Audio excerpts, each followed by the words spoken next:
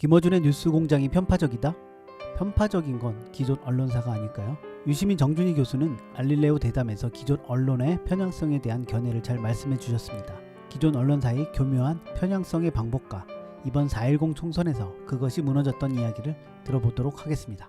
김어준 씨의 방송이 민주당 편향적이다, 정파적이다라는 게 대표적으로 많이 드는 비판이잖아요. 그건 어떻게 보십니까? 자기들은 국힘당 신화적으로 편파적이지 않나? 편파성이라고 하는 거를 어제도 뭐 그 얘기를 할 때 저는 솔직히 여기까지 올라오는 얘기가 있었는데 그 무슨 이렇게 연구도 가져오셨잖아요. 언론학회 연구도 가져오고. 그 연구들이 잘못됐다는 게 아니라 그 연구가 얘기해 줄 수 있는 되게 일부예요. 제대로 편파성 연구하거나 공정성 연구하면 굉장히 어렵습니다. 왜? 질적인 판단을 해야 되거든요. 양쪽으로 예를 들면 민주당 얘기 몇 번 더 했고 뭐 국힘의원 얘기를 몇 번 더 했다가 가지고 할 수 있는 게 아니에요. 교묘한 어떤 질적 편향도 있을 수 있고 겉보기에는 양쪽으로 편향돼 있으나 사실 알고 보면 그러지 않은 경우도 있고 이래요. 이 판단하기가 굉장히 어렵습니다. 그럼에도 불구하고 얘기를 하자면 굳이 이런 차이는 있어요. 김어준의 뉴스공장은 확실히 그걸 선언합니다. 내가 민주당 편을 들겠다라기보다는 자기는 민주주의를 선호하겠다. 나는 진보적인 견해를 더 많이 펼쳐보겠다. 자기의 원칙이 있는 거죠. 원칙을 가지고 하는 거예요. 그리고 기존의 신문사들도 그런 식의 원칙들을 가지고 원래 사시라고 부르는 걸 가지고 있습니다. 방송사는 그럴 수가 없어요. 규제 때문에. 그런데 중요한 건 종편이 됐건 기성의 언론사들이 됐건 간에 거기서 하는 방식 보세요. 그러면 주구장창 반민주당의 어떤 방송을 하면서 그거를 마감하는 방식이 뭐냐면 민주당에서 반민주당 성향을 가지고 있는 패널 앉혀놓는 거예요. 마스킹을 하는 거죠. 그렇게 해가지고 통과하는 겁니다. 그럼 뭐가 더 편향적인 거냐는 거예요. 선언을 하고 그러네요. 자신의 입장을 얘기하는 것과 마치 아닌 것처럼 얘기해놓고 실제로 엄청나게 편향적인데 거기에 마스킹만 잔뜩 해놓은 거 뭐가 더 편향적이냐는 거죠. 이 문제 제가 책에다 네. 좀 흥미롭게 썼는데 제 네. 나름으로는 여의도의 속담들이 여러 개 있는데 여의도 속담 중에 하나가 본인 부고만 아니면 아무리 욕을 먹어도 언론에 보도되는 게 이익이다. 이게 이제 네, 중요한 여의도에서 원칙이었죠. 네. 다 진리로 통하던 격언이에요. 어떤 뉴스든 뉴스에 나가면 무조건 이익이다. 그게 이제 격언이었어. 그게 다 그렇죠. 무너진 게 이번 총선이에요.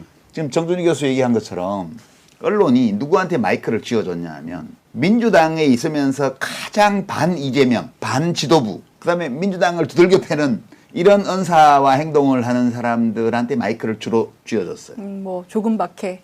조금밖에 뭐 뿐만 아니라 뭐 조국흑서. 무슨 뭐 하여튼 근데 지역구 잘 골라서 이사 가는 바람에 다시 국회의원 배치된 김종민 의원 하나를 제외하고는 언론이 그토록 스타로 띄워 올렸던 엄청나게 찬양하는 기사로 단연간 도배를 했던 모든 정치인들이 다 경선에서 탈락하거나 탈당해서 다른 당에 가서 출마했다가 낙선하거나. 그러니까 실제로 유권자나 당원의 민심과 언론이 그 띄우는 분위기하고는 달랐죠. 완전 다르죠. 그러니까 그 언론이 총애한 정치인들은 거의 다 사라졌습니다.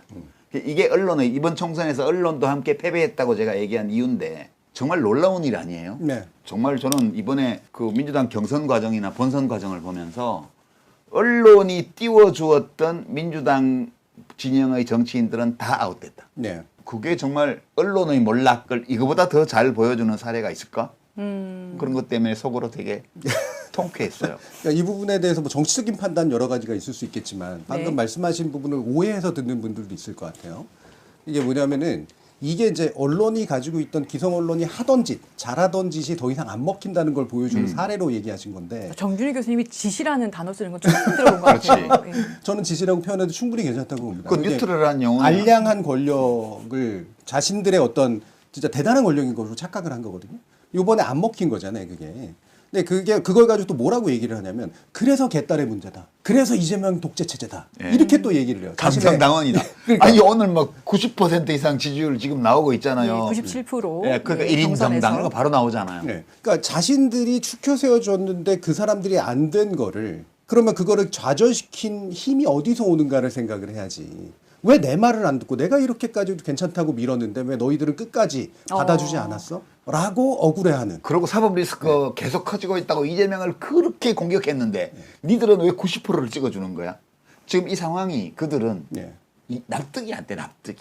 당신들이 생각하는 바람직한 민주당이 뭔지 그럼 얘기를 좀 해보라고. 그러니까 야당으로서의 민주당이 바람직한 민주당이 되기 위해서는 어떤 사람들이 필요하고 어떤 체제가 필요한 건데 그 얘기는 안 한 채 현 체제는 문제고 거기에 살짝 반대 목소리를 내는 것 같은 사람들은 대안인 것처럼 얘기를 한단 말이에요.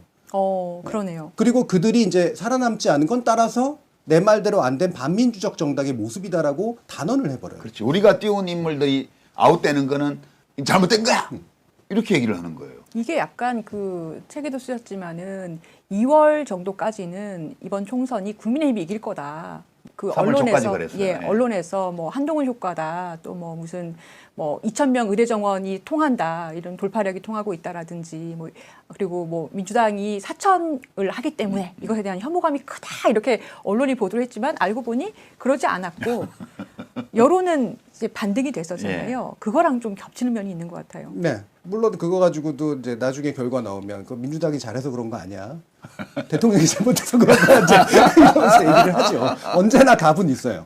그리고 뭐 그 부분도 일부는 맞는 부분도 있겠죠. 그러니까 실제로 민주당이 실책을 했건 그렇지 않건 잘해서건 또는 못해서건 간에 대통령이 워낙 잘못한 건 맞으니까. 그래서 여당이 진 게 맞으니까. 하지만 그렇다고 해서 자신들이 예측이 틀린 것을 그걸로 뭔가 이렇게 마무리할 수는 없는 거잖아요.